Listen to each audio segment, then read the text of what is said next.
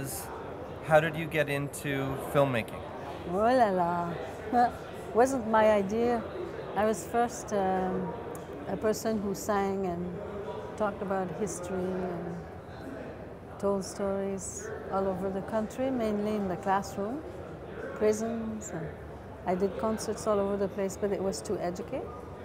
And, um, and eventually, in the 60s, I was invited to the National Film Board of Canada because there was a film that was made by Ron Kelly, and it appeared on prime time of CBC. And from there, because my main interest was education, I began to get contracts to first be a consultant, which I didn't like very much. But I quickly started working on educational kits, which were tools for the teacher to use. And so all the images and the sound came from a particular nation. And so that back in the classroom, the children could learn about a nation, about their language, about their culture, their history.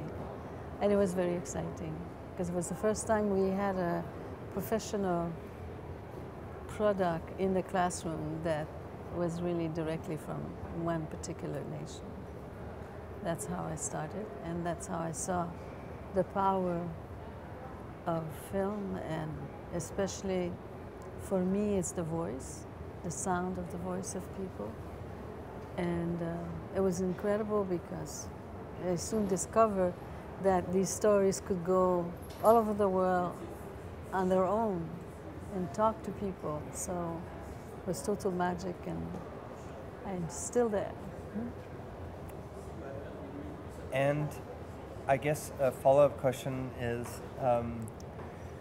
regarding First Nations, Indigenous artists and media makers telling their own stories, because there's a lot of documentaries, including the ones that we show at Cinema Politica, that tell stories of Indigenous cultures and communities, but they're not made by the people from those communities. Do you feel that's changing, or how important Yes, I think. What do you think's happening there? There's, first of all, you know, we have our own channel now, we have EPTN, and who employed a lot of people and train a lot of people. And so in the communities itself now, for a long time, there's our young people who are doing video work inside the community, and a lot of the material is used for teaching and for also documentary filmmaking, which is, if it's done professionally, then for sure it will be accepted on UPTN.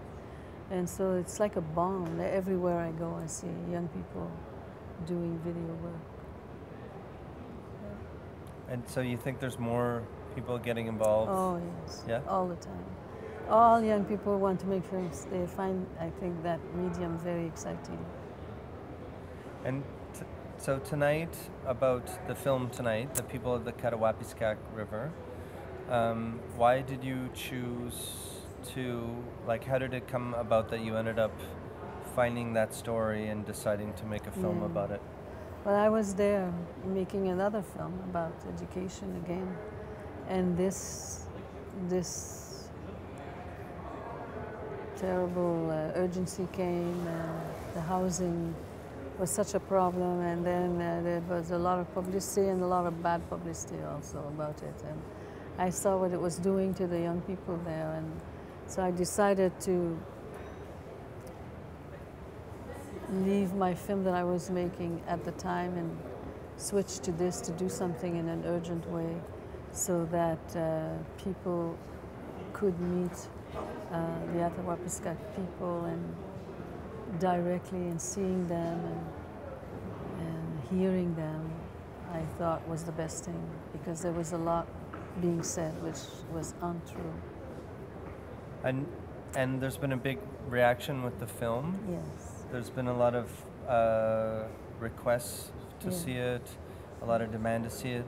Do you think what do you think's happening, that why people want to? Well, people are, we're getting a lot of emails and reaction on people after they've seen the film, and it's very positive, and it's very different than what they heard before.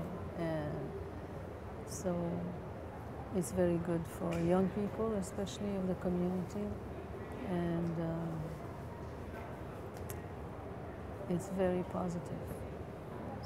Do you think that's one of the opportunities that making documentaries presents, is being able to provide a different perspective from maybe what you're talking about, young people, what they're hearing the news?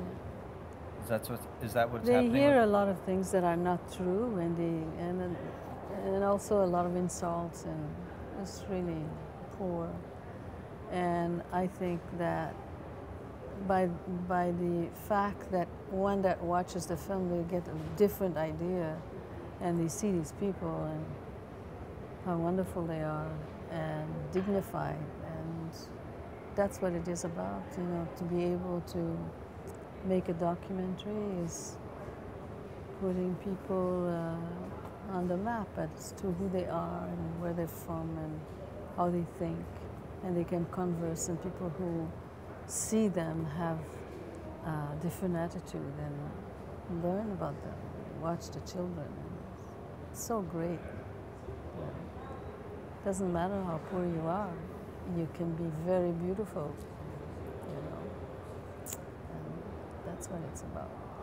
Nice. And second to last question, you've been working at the National Film Board of Canada for many years. And the NFB has undergone some serious cuts, especially under the Harper regime. What do you feel the present circumstances for new, young, especially we were talking about First Nations filmmakers and media makers are with this kind of climate? Yeah. It's difficult in terms of money, of course, and the cuts doesn't help, but it's incredible, but there's still a lot of video and a lot of films coming out of the NFB.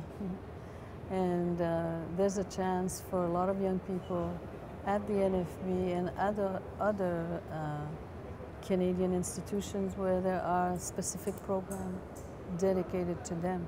So when they come into the NFB, or if they go to CBC, or if they go to Telefilm Canada, there's a place and there's a certain amount of money there for new filmmakers, for young people who want to start, or some who have already made a film, and there's all these possibilities, which is great. And the last question, which comes from the NFB, or comes from the last question about the NFB, is exhibition, or where people are able to experience documentary, which is one of the things that we do, Cinema Politica. Yeah. So how do you feel about what we're doing as an organization? It's so important. You know, it's like bread. It's really wonderful. And you see all these young people, all these students that are so informed and want to learn more. I find it very exciting. Yes, I'm very happy, and thank you for your interest in showing this film. It's a big help. And it's not just in Canada. I mean, you're going all over the world with the film. Yes? It's become international. Yes, and they had it online, can you imagine? And 48,800 people watched the film. Can you imagine? In the space of a week, I couldn't believe it. It's fabulous. It's amazing. So there's a lot of demands, and I do everything I can in terms of being present at when they're showing the film. So traveling all over the place. Bus, train, walking. Yeah. Well, thank you for your tireless efforts and all the amazing work you do. And we're in gratitude endlessly. Thank you.